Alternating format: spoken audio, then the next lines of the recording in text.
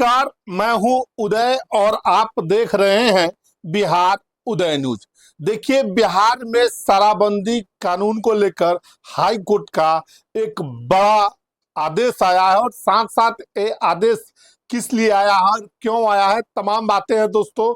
हम एक एक करके इस वीडियो में आपको बताएंगे। देखिए, बिहार में 2016 से शराबबंदी है और कहीं ना कहीं शराब मिलती रहती है। खबर ये नहीं है, खबर ये है कि हाई कोर्ट ने शराबबंदी को लेकर, ब्रेथ एनालाइजर को लेकर बड़ा आदेश जारी किया है। क्या है पूरा मामला, चलिए दोस्तों हम एक एक करके बताते हैं। बिहार में शराबबंदी कानून लागू है और जैसे कि आप सभी को मालूम है, पूरी तरह से बिहार ड्राई स्टेट है, शराबबंदी कानून लागू है। क्या है मामला, 2016 से बिहार में शराबबंदी है। ताजा मामला क्या है, देखिए हम एक एक करके बताएंगे दोस्तों।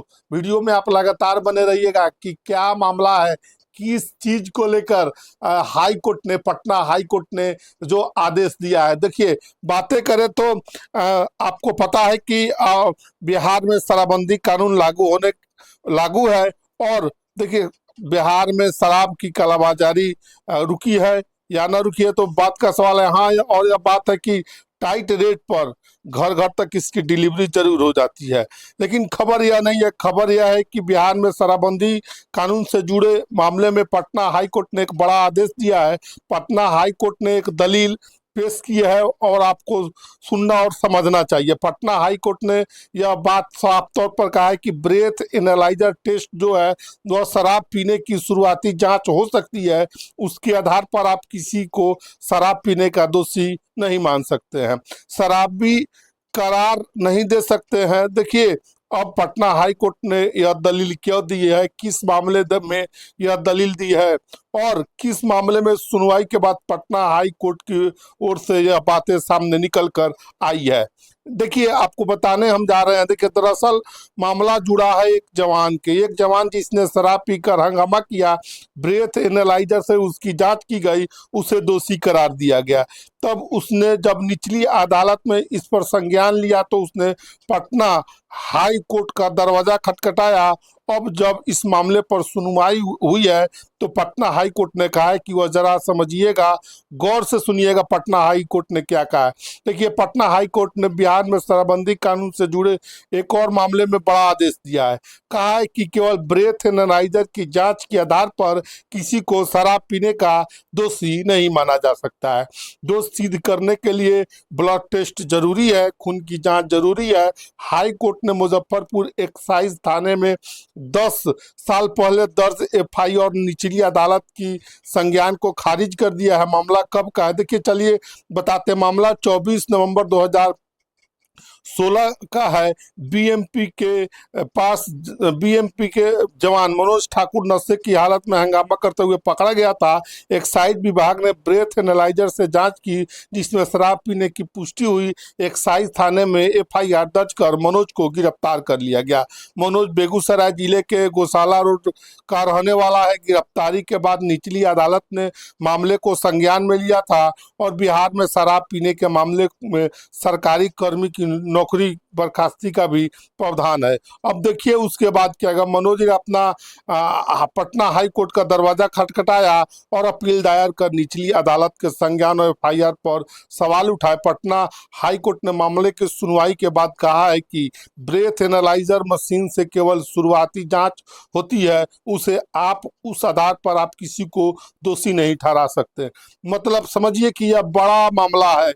इस मामले में पटना हाई कोर्ट ने जो दलील दी है उस दलील को समझने की जरूरत है। बिहार में शराबबंदी कानून पर रह रहकर सवाल उठते रहे और बड़ी बात यह है कि शराबबंदी कानून से जुड़े मामले में एक्शन तो ठीक है पर शराब पीने पिलानों का समर्थन नहीं करते।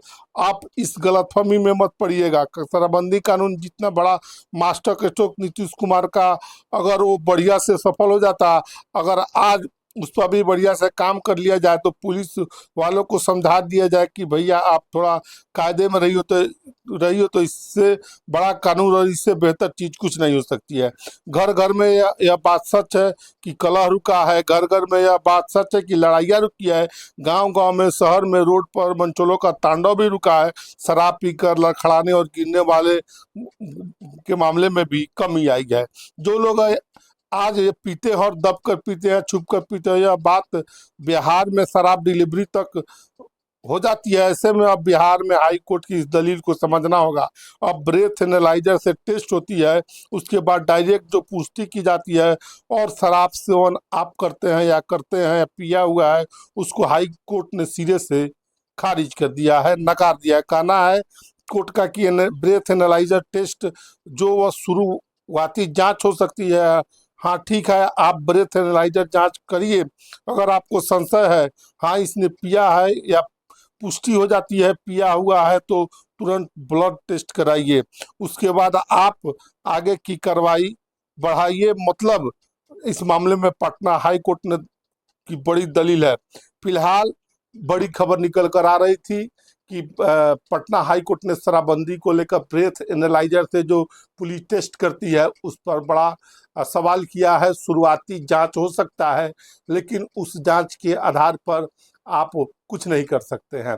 ब्लड टेस्ट करना अब जरूरी कर दिया है पटना हाई कोर्ट ने कहा। बहरहाल आप क्या सोचते हैं पटना हाई कोर्ट के इस आदेश के बारे में, ब्रेथ एनालाइजर टेस्ट के बारे में? अपनी राय कमेंट बॉक्स में जरूर दीजिएगा। बिहार में शराबबंदी कानून पर भी अपनी राय जरूर दीजिएगा। ऐसे ही तमाम अपडेट के लिए बने रहे बिहार उदय न्यूज के साथ। बहुत बहुत धन्यवाद।